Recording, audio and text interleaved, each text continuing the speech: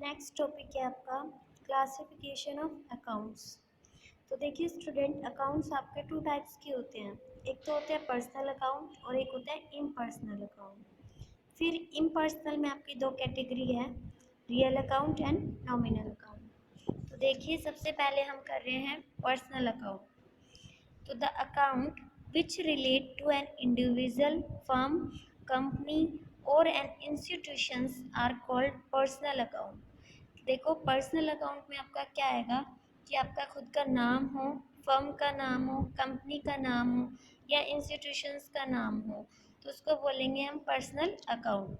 जैसे account of Mohan, Ramchandra, Krishna Chandra, account of DCM, account of Delhi university, bank account, capital account of the proprietor, drawing account of the proprietor.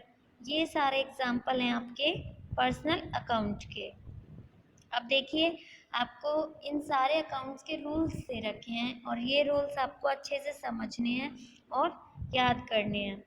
तो rules क्या है? Debit the person account who receive something from the business and credit the person account who give something to the business. कि आपका personal account का rule है debit the receiver and credit the giver. कि जो भी आपको receive हो रहा है वो आपको लिखना है डेबिट में, और क्रेडिट द गिवर, जो भी आप दे रहे हो, ठीक है, उसको क्या लिखोगे आप? गिवर। जैसे एग्जाम्पल देखिए, आपने पेड 20,000 टू हरी, हरी को 20,000 रुपए दिए, तो आपने हरी को 20,000 दिए हैं, तो हरी को तो रिसीव हो रहा है, तो हरी को हम क्या करेंगे? डेबिट। और आप उसको पैसे दे रहे हो यानी कि कैश में पेमेंट कर रहे हो, तो कैश अकाउंट क्या हो जाएगा आपका? Credit. In this case two account affected are Hari account और cash account according to the rule debit the receiver. तो Hari account will be debit in the entry as he is the receiver of cash, कि वो cash को receive कर रहा है, and the account of cash will be credit as cash has gone out. कि cash आपको दे रहे हो, मतलब कैश आपके पास से जा रहा है, तो इसलिए कैश को क्या कर देंगे हम? क्रेडिट। जैसे एक एग्जांपल और लेते हैं हम कि रिसीव 10,000 फ्रॉम मोहन। आपने मोहन से 10,000 रुपये रिसीव किए। अब रिसीवर कौन है? हम है, यानी कि कैश हमारे पास आ रहा है, तो कैश अकाउंट को क्या कर देंगे हम? डेबिट। मोहन, मोहन दे रहा है हमें, तो मोहन क्या हो जाएगा? क्रेडिट। तो cash account debit to Mohan account. तो ये है आपका पर्सनल अकाउंट का रूल, जो कि आपको आगे जब हम एंट्री करेंगे तो उसमें फॉलो करना है। तो object of preparing a personal account is to ascertain as how much amount a personal account on the business, कि how much is due to be received from him and how much amount is on to a personal account from the business. कि इसका main object क्या है? ये देखना कि कितना amount हम पर्सनल उसमें रखते हैं। पर्सनल अकाउंट में आपको जो ऊपर ये सारे नेम्स बताए गए हैं ये आपके इंक्लूडेड होंगे। सेकंड है आपका types of classification of personal account. अब पर्सनल अकाउंट के भी टाइप्स होते हैं, तो पर्सनल अकाउंट के आपके 3 तरह के टाइप्स हैं। तो ये आपके नॉर्मल हैं। फर्स्ट है आपका natural person account. Account of natural person means the accounts of human being, जैसे Mohan account, Sohan account, Seema account, Nirmala account, proprietary account. ये सारे क्या हैं? जिसमें आपका नेचुरल नाम हो, तो वो क्या होगा? आपका नेचुरल पर्सनल अकाउंट। सेकंड है आपका आर्टिफिशियल पर्सनल अकाउंट। आर्टिफिशियल मतलब जिसमें आपके फर्म का नाम जो किसी के द्वारा बनाए जाते हैं। तो these account do not have physical existence as human being but they work as personal account. For example any firm account, any limited company account, any institutions account, any bank account. These are treated as artificial person for recording of business transaction। तो इस artificial में क्या आएंगे, कोई भी ऐसा जो हमारे द्वारा बनाया गया है। उसके बाद आपका थर्ड आता है रिप्रेजेंटेशन पर्सनल अकाउंट, रिप्रेजेंटेटिव, जो किसी को रिप्रेजेंट करता हो। तो when an account represent particular person या ग्रुप ऑफ पर्सन, तो उसको बोलेंगे हम रिप्रेजेंटेटिव पर्सनल अकाउंट। जैसे if the salary for the month of December are not paid to employee, the amount payable to these employee will be added and put under one common title salary outstanding account।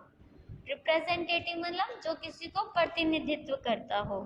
तो salary outstanding account की ऐसी, जैसे आपने मान लो दिसंबर की salary को paid नहीं किया है, तो वो सैलरी आपकी आउटस्टैंडिंग के नाम से जानी जाएगी।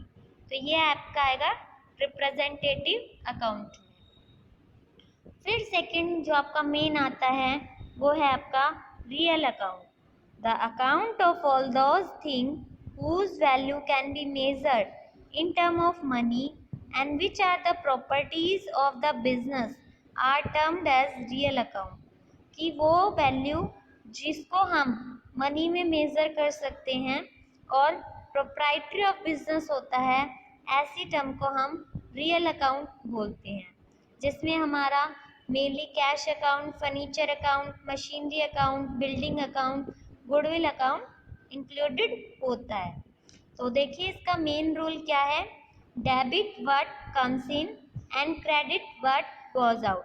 डेबिट वर्ड्स कम इन कि जो भी आपके पास आ रहा है उसको आपने डेबिट करना है, and credit what goes out, जो भी आपके पास से जा रहा है उसको क्रेडिट करना है। तो जैसे एग्जाम्पल दे रखा है, if furniture for 10,000 has been purchase for cash, furniture account should be debit. आपने फर्नीचर परचेज किया है 10,000 का, तो आपके पास फर्नीचर आ रहा है, जो सामान आप खरीदोगे वो आपके पास आएगा, और वापस क्या जा रहा है आपका कैश। फर्नीचर के बदले में आप क्या उसको दे रहे हो, कैश दे रहे हो। तो furniture account debit to cash account. फिर इसके बाद रियल अकाउंट के भी आपके टू टाइप्स हैं, टेंजिबल और इनटेंजिबल। तो tangible real account are those account which thing can be touch, felt, measure, purchase, sold etcetera.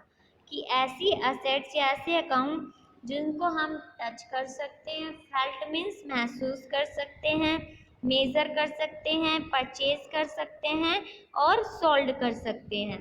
जैसे आपका cash account, stock account, furniture account, land account, building account. फिर है आपका intangible account, these account represent such thing which can not be touch but of course their value can be measured in term of money. Intangible account वो account होगा जिसको हम touch तो नहीं कर सकते, बट उसको हम मनी के उसमें मेजर कर सकते हैं। जैसे आपका goodwill account, patent account, trademark account. Next है आपका नॉमिनल अकाउंट। तो these account included the account of all expenses and income. इसमें आपकी जितने भी खर्चे हैं और जितनी भी इनकम है उनके बारे में बताया जाएगा। जैसे nominal account, salary paid, rent paid, discount allowed, bad debts. तो इसमें हम क्या रूल फॉलो करेंगे कि debit the expenses and losses and credit income and gain. कि जो भी आपके खर्चे होते हैं या आपको लॉस होता है वो आपको डेबिट करना है, और जो भी आपकी इनकम होती है, गेन होता है, उसको आपने क्रेडिट करना है। जैसे paid 20,000 for salary, in this case the two account being affected salary account और कैश अकाउंट। कि आप 20,000 सैलरी के पेड कर रहे हो, तो सैलरी खर्चा है, पे कर रहे हो, तो सैलरी क्या है, एक्सपेंसेस, एंड दे क्या रहे हो, कैश दे रहे हो, सैलरी दे रहे हो ना, तो उसको हम कैश में पेमेंट करेंगे, तो वो क्या हो जाएगा आपका कैश अकाउंट। जैसे सेकंड एग्जांपल है आपका रिसीव्ड 5,000 फॉर कमीशन। आपको 5,000 कमीशन के रिसीव हुए हैं, तो 5,000 कमीशन के, तो कैश आपके पास आ रहा है और कमीशन आपके पास से जा रहा है, तो कैश अकाउंट आपको डेबिट करना है और कमीशन अकाउंट आपको क्रेडिट करना है।